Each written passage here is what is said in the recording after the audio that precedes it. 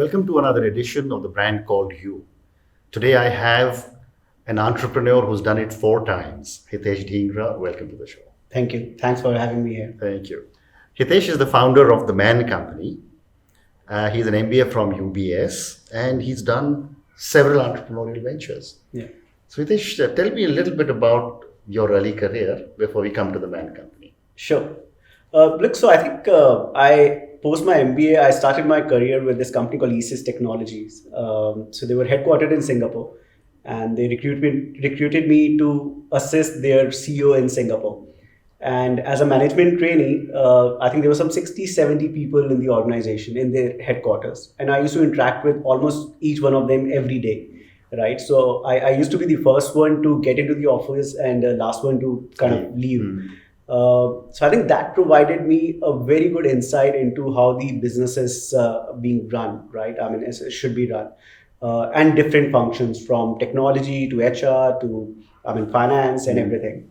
When I moved back to India, I joined a startup, which was Quasar Media.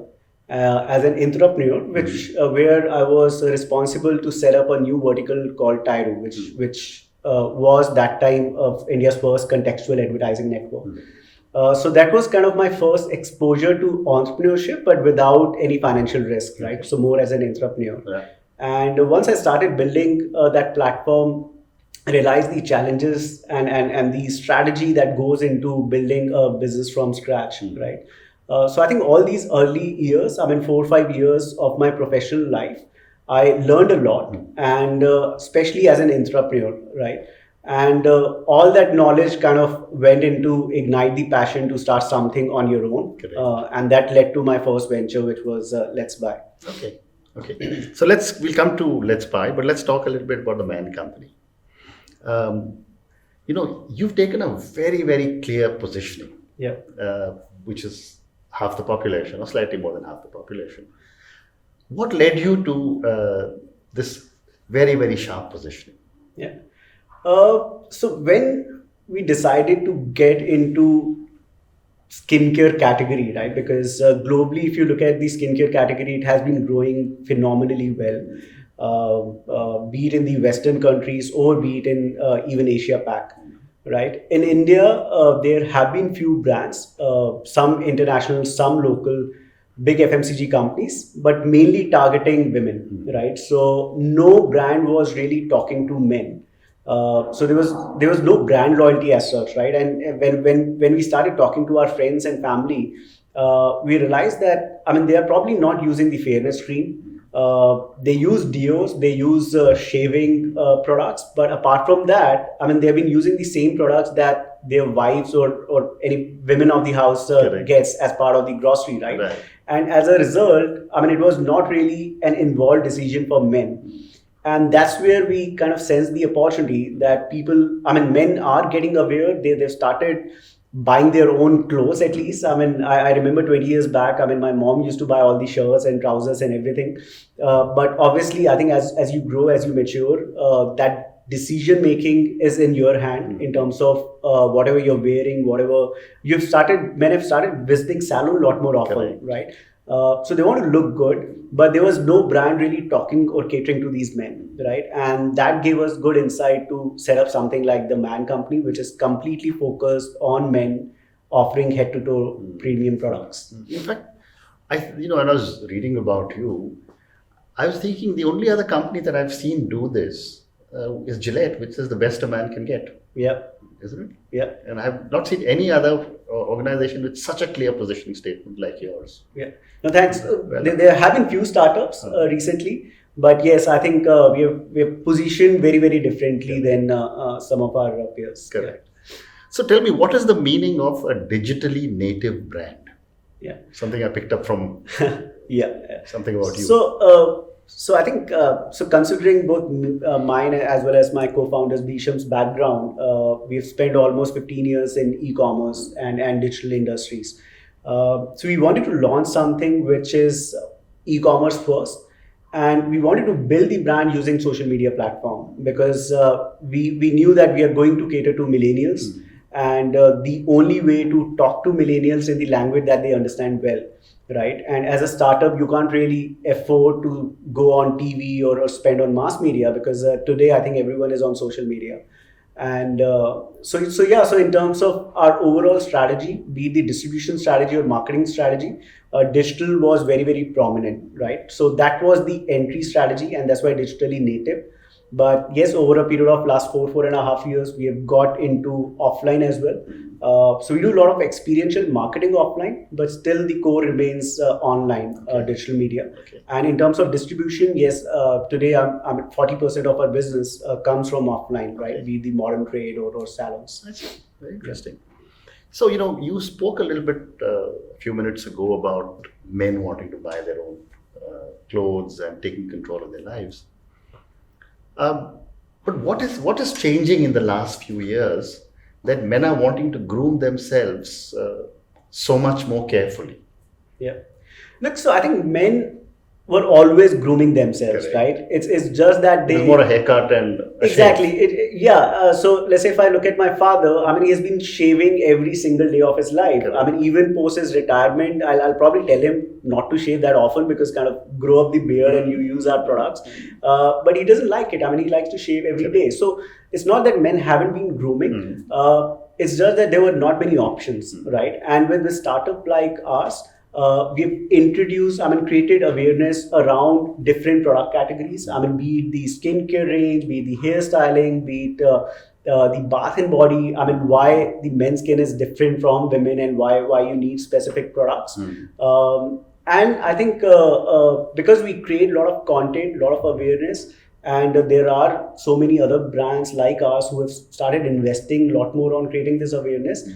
Men believe that yes, now we have options, and once they start buying for themselves, they also love to pamper themselves using different products, right?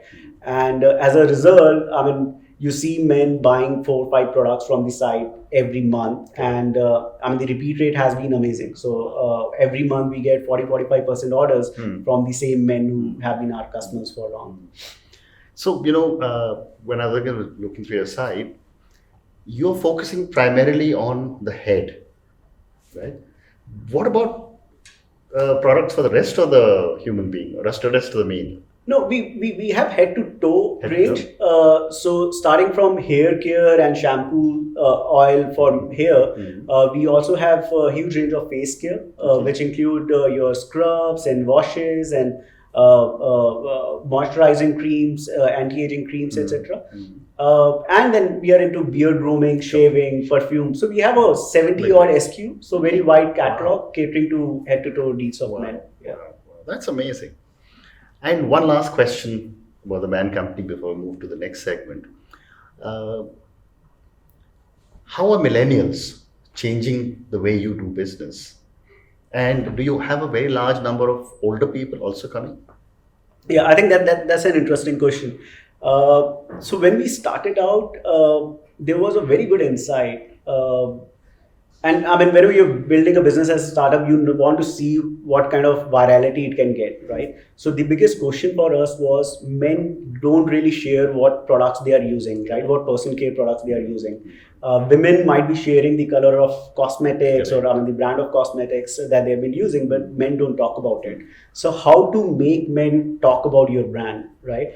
So that kind of led to the packaging that we have, which we call more Instagram or social media friendly packaging. Today, if you search for hashtag the Man Company on Instagram, you'll see more than 5,000 people posting a picture of themselves with a bottle of beard oil or a shampoo, and then just announcing to their friends on social media that I'm a Man Company customer, right? So there's a lot of a very strong word of mouth, and that happened mainly because of 2 reasons. One, we talk to our customers in the language that they understand. Correct. So we know that millennials are not really looking for a celeb just holding a product and talking about the benefits. I think they value brand's purpose and overall authenticity, right? And that's what we focus and believe on, right? So we kind of believe in the authenticity. So whatever ingredients we have on the product, everything is listed. We don't use any harmful chemicals. So very, very honest promise, right? We don't overpromise any claim on the products or the website. Similarly, we have a bigger purpose for the brand. So it's not just about selling the products. We believe that our mission is to groom men in India, right? And by creating some really good quality content, as well as offering them the products, right? And I think millennials appreciate both these things, right? Authenticity as well as the brand purpose. Wonderful. So good luck with the Man Company. Thanks a lot. So let's move to your avatar as a startup entrepreneur. And you've done it 4 times. You started talking about Let's Buy. Tell me about Let's Buy and some of your other ventures. Yeah. So my first experience was more as an entrepreneur, which was Tyro. So that was an advertising network. We raised money from Yahoo. It was doing pretty well since it got acquired a couple of years back. After that, I got into e-commerce business, which was Let's Buy. So Let's Buy was India's first e-commerce website offering 3 C's, which is communication, computers, and consumer electronics. So it got amazing traction. So within 2.5 years, we've kind of built a 120 crore business, 200-300 people on the board. Let's Buy got acquired by Flipkart in 2012, mid of 2012. And after that, I started exploring my options. So took a year-long sabbatical. Then I met Sachin Bhatia, who had just exited Make My Trip as a co-founder. And both of us started evaluating different business models. And we realized that matchmaking and dating is a category which is completely unexplored in India, right? So this was way back in 2013. So we got our third co-founder, Rahul, and created this India's first dating app called Truly Madly, right? So built that business for 2-3 years. I mean, Truly Madly still remains one of the leading dating apps in India. And then, so I was there for 4 years. I'm still the stakeholder, but then operationally, I kind of exited that business in 2016. And that's when I got into Man Company and I think have been scaling that business for the last 4 years. Wow.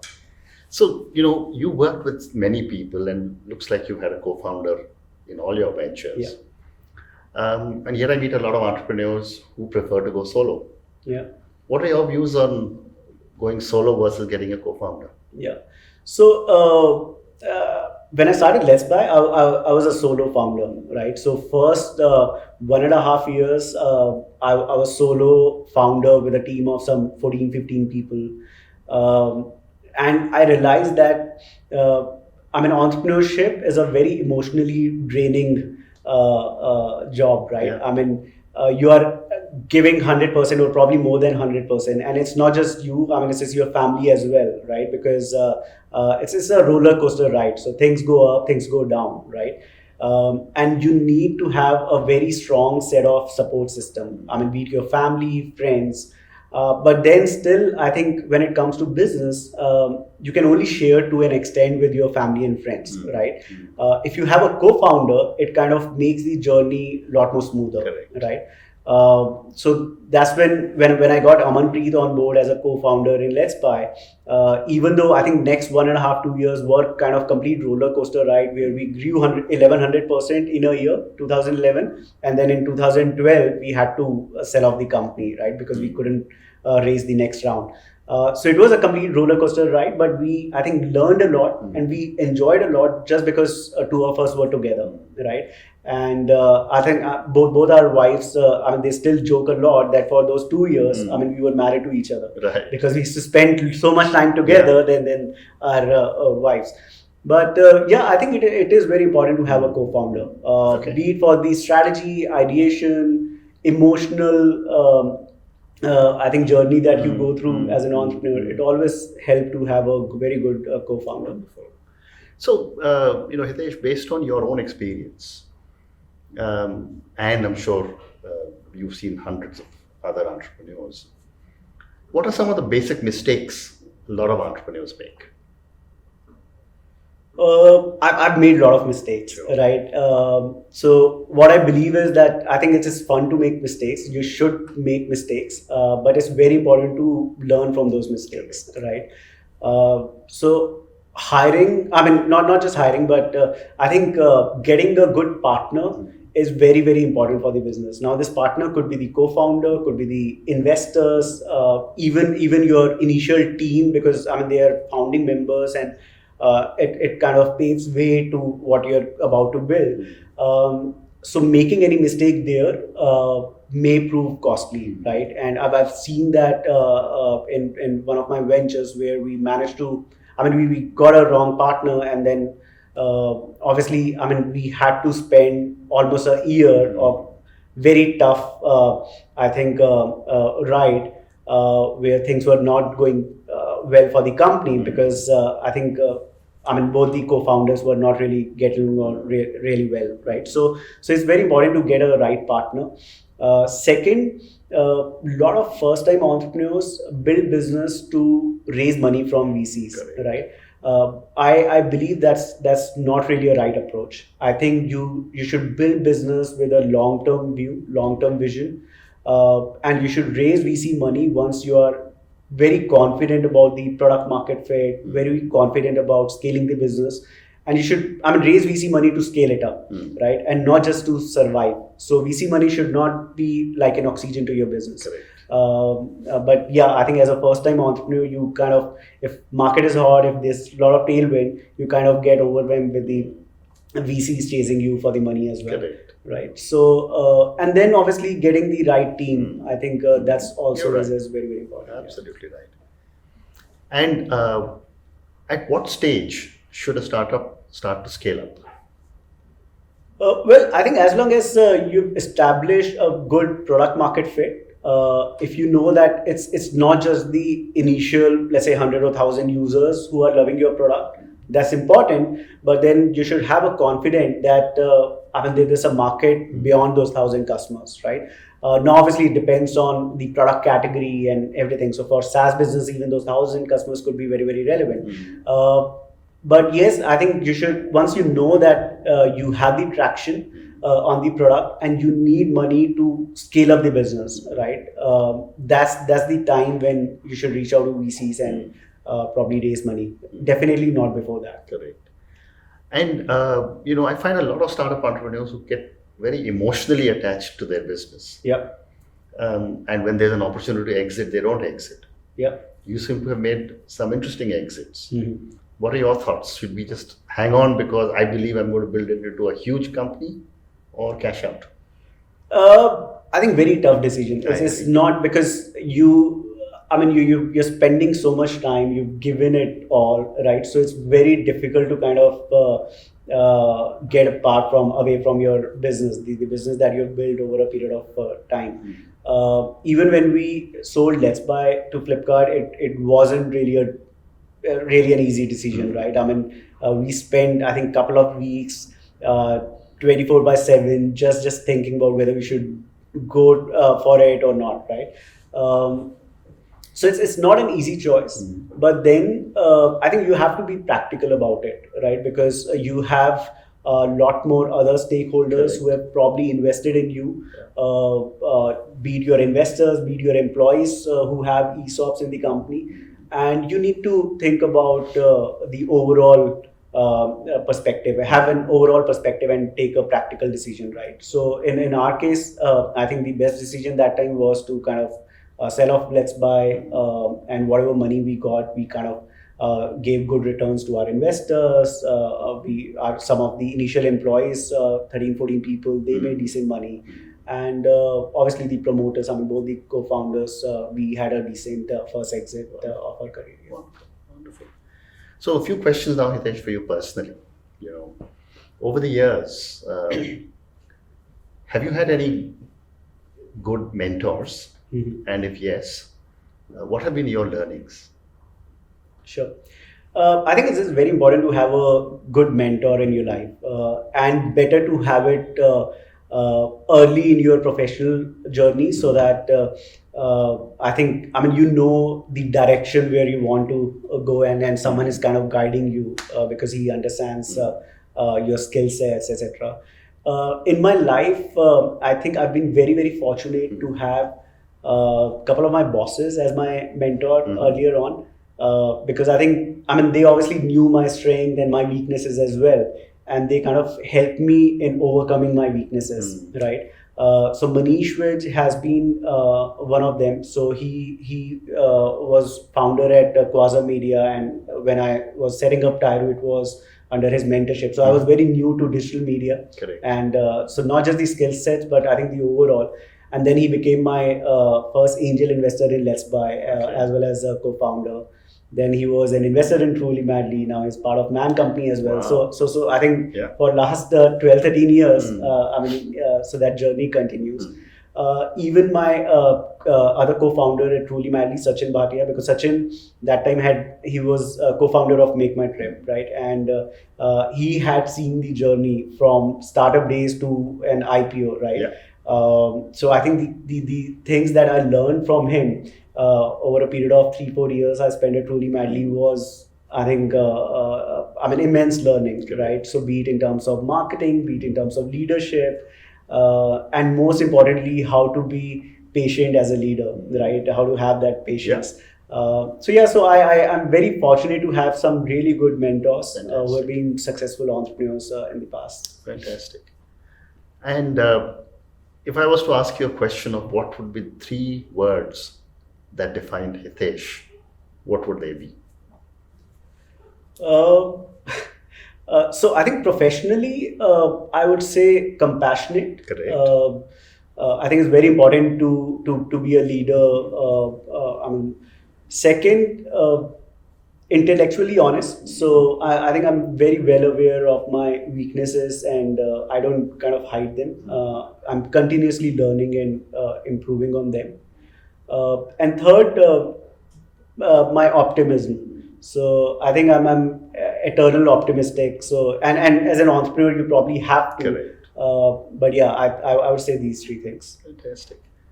So my next question to you is on failure. And I ask this of all my guests because in India particularly, we don't teach people that it's okay to fail. Based on so much you have achieved, what have been some of your learnings from some of your mistakes or your failures? Okay, so first, I think whenever you're doing a startup, you don't really fail. You only learn, right? And as I mentioned earlier as well, you need to learn from your mistakes, right? That's what I've been doing. I've made a lot of mistakes, from choosing the wrong investor to choosing the wrong co-founder, to choosing the wrong market, right? So I've seen all of that, but have kind of learned from there, right? And I think the learning continues. So irrespective of whether you've done 2 or 3 or 4 startups, things are not easy, right? I think even in my first startup, I've gone through some of the things that I probably went through in my first startup, right? So even though you learn, but still, I think there are few situations which are unavoidable. And whenever you're doing a startup, you need to be mentally, physically prepared for the roller coaster ride, right? And I think that's the fun part of doing a startup. You learn, you make mistakes, just take it as a playground. Don't take anything too hard. But I think enjoy the journey. That's what my mantra for life is. Wonderful. Do you have any regrets? No, I don't keep any regrets. No. Like I mentioned, I think I'm very self-aware. Right. I know that I would have made a lot of mistakes in the past, but I've only learned from them. And I definitely believe in destiny. So I believe that whatever happens for the good. So I don't keep any regrets. Wonderful. So Hitesh, my last question to you, and this is for the thousands of people who listen to you and be chatting. And there are so many people who are aspiring to be able to learn and become someone like you. What would your advice be to a young individual listening to us and wanting to become an entrepreneur? Well, entrepreneurship, to be an entrepreneur, you have to be crazy, right? Because you have to do stuff which you may not do in your normal life, right? When I started my first venture, my daughter was 3 months old, right? 3 months old. And it wasn't really an easy decision. But then, if I look at it now, it probably sounds very, I was being crazy. I may not do it again. But at that point in time, I think the passion to create something was immense, right? And that kind of overcome everything else. So I think you have to make a practical decision. So just understand. I think be aware of your strengths, weaknesses. It's always better to start in a domain area where you have some experience. So that really helps in building things up. And I think market opportunity is another thing that you need to be well aware of. So always go for a market which is big enough, right? Or I think create something which is disrupting the existing market. Correct. Right. So I think these are some of the things that you need to be aware of whenever you are starting up. Wonderful. Hitesh, thank you very much. Thanks. It's been a pleasure speaking to you, and I wish you lots of success. Yes. Thanks a lot. Thank Thanks. you very much. Thank you for listening to the Brand Called You podcast. Be sure to visit tbcy.in to join the conversation, access show notes, and discover fantastic bonus content. You can follow us on YouTube, Twitter, Facebook, and Instagram. Simply search for the Brand Called You. Thank you, and see you next week.